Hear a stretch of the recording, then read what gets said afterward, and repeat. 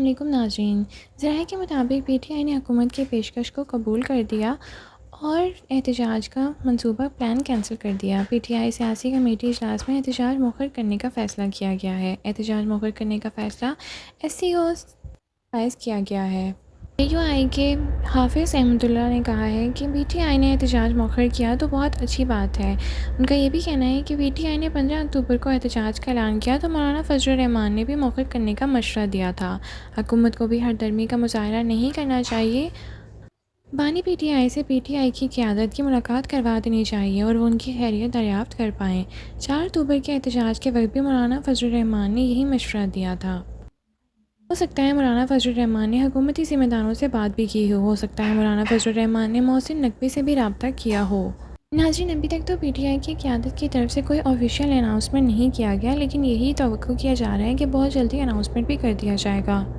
लेकिन बार बार एहतजाज करके और इस्लामाबाद ब्लॉक करके पीटीआई क्या कुछ हासिल कर रही है या बहुत कुछ गंवा रही है? काशिफ अब्बासी का कहना है कि पीटीआई ने हासिल तो कुछ नहीं किया, हाँ अपनी पब्लिसिटी में उनकी कमी ज़रूर आई है। आइए सुनते हैं उन्होंने मज़ीद क्या कहा।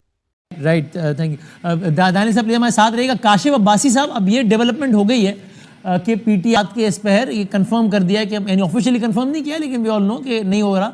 अब इस पर ऑफिशियल स्टेटमेंट या ट्वीट भी आ जाएगा।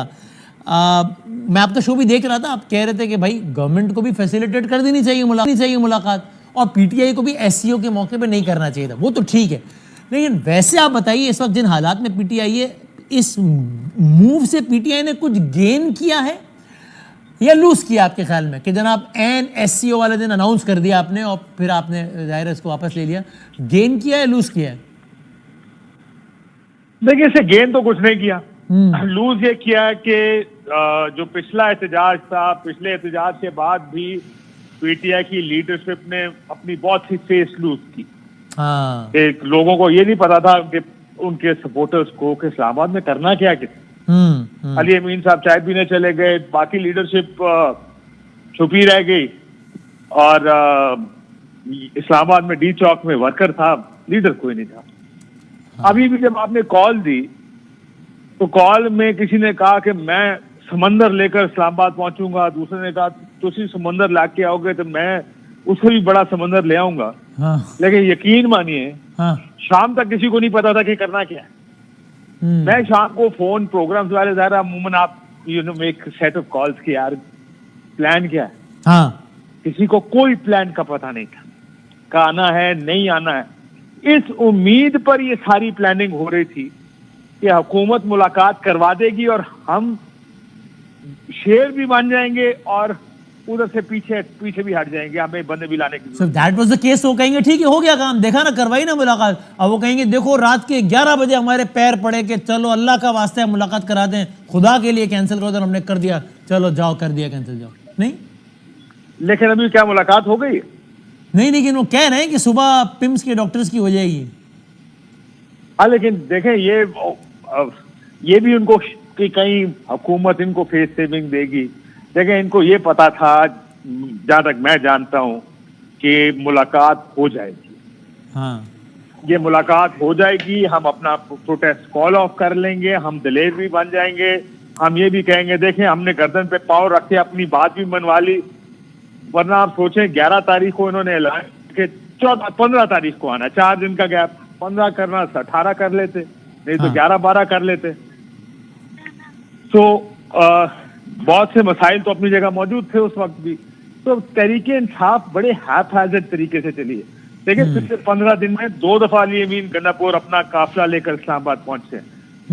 जब पिछली दफा इस्लामाबाद आए हैं तो आप जानते हैं उनका ये नंबर है KP का कि हमारा 500 से 1000 वर्कर जो KP से आया था इस वक्त भी मुख्तलिफ जेलों में बैठा है इस्लामाबाद। रोज इन लोगों को निकालना, इनको इस्लामाबाद लेकर आना, कहते हैं हमारे में तो मशीनें भी नहीं है। वो तो उन्होंने ऐलान तो कर दिया था अली अमीन ने, हम तैयार हैं, हम चले जाएंगे। वो मशीनें भी इस्लामाबाद ने जब्त कर ली सारी। तो ये सारा इस उम्मीद पर ये सारा बिल्डअप चल रहा था, जो ये इस्लामाबाद में एहतजाज का। अगर काशिदा अगर ये ऑप्शन भी अल्टीमेटली एग्जॉस्ट हो गया, मतलब ये एक्सरसाइज आप कितनी मरतबा रिपीट कर सकते हैं?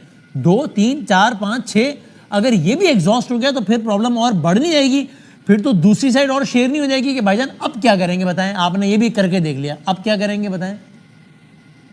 बिल्कुल सही कह रहे हैं। देखिए, आप इसको पेस आउट करते हैं, इसको स्पेस रखते हैं, इसमें आप अपने वर्कर को भी एग्जॉस्ट नहीं करते, आप अपने पॉलिटिकल ऑप्शंस भी खुले रखते हैं।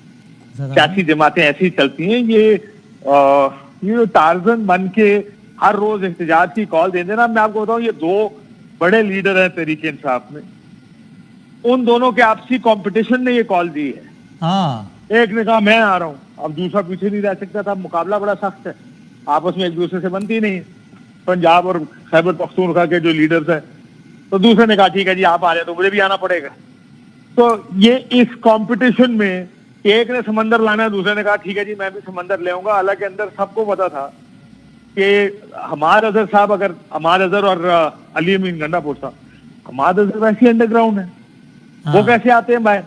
अली अमीन 2 दफा आ चुके हैं, उनके लिए तो तीसरी दफा आना बहुत ही मुश्किल है। तो ये दोनों लोग एक दूसरे के कंपटीशन में तो सही, लेकिन आज भी यकीन माने किसी बड़े सीनियर लीडर को फोन किया, हमारे एक जानने वाले हैं पीटीआई में, उनका सर प्लान क्या है? उन्होंने कहा कोई प्लान नहीं है, आई हैव नो आइडिया। उम्मीद पर ये सारी की सारी गेम चल रही। इसमें आखिरी बात ये बताएं, पीटीआई के दोस्त ये बताते हैं कि भाई ये अभी बिल्डअप है, यानी बिल्डअप ये था कि 4 अक्टूबर वही डी चौक, 5 अक्टूबर मीनार पाकिस्तान, फिर जीटी रोड, ये सब हो गया, फिर इस्लामाबाद की कॉल जो कि अभी 15 को होनी थी, अब थोड़े दिनों बाद हो जाएगी, फिर धरना। तो आपको लगता है ये मतलब धरने की कॉल एक ऐसी फाइनल कॉल है जिससे गवर्नमेंट आज भी डर रही हो या रियासत कि यार ये धरना अवॉइड करने के लिए तो do anything but avoid this, या आपके ख्याल में अब उन्होंने भी देख लिया कि अच्छा भाई इतना ही है, ठीक है 4 शेल चलेगा, 2 ये होगा, लेकिन हो जाएगा मैनेज? देखिए, अगर आप मुझसे पूछे तो मुझे इन दोनों में तरीके इंसाफ ज्यादा अनकंफर्टेबल नजर आएगी, क्योंकि तरीके इंसाफ ने बहुत कुछ करना है लोगों को लाने के लिए, हाँ, लोगों को पहले मेंटली तैयार करने के लिए, फिर इस्लामाबाद लाने के लिए और फिर बिठाने के लिए। ये इतना आसान काम नहीं है, तारुल कादरी साहब के लोग नहीं है जो बैठ जाएंगे। सही है, सही, हाँ। तरीके इंसाफ ज्यादा मुश्किल में मुझे नजर आएगी अगर आप मुझसे आज पूछे। राइट, हुकूमत को ये पता है कि आई कैन क्रैक डाउन, मैं ये कर दूं, मैं वो कर दूं, और ज्यादा से ज्यादा आके लोग बैठ गए तो बैठे रहने, कितने दिन बैठेंगे? जब सारे तो सेटअप का सपोर्ट था तब भी धरना जो है वो गवर्नमेंट टॉपल नहीं कर सका था। हुकूमतें नहीं गिरा सका माजी में, तो मैं ये सोचूंगा अगर मैं हुकूमत में हूँ कि धरना आज भी हुकूमत नहीं गिरा पाए। थैंक यू काशिफ साहब।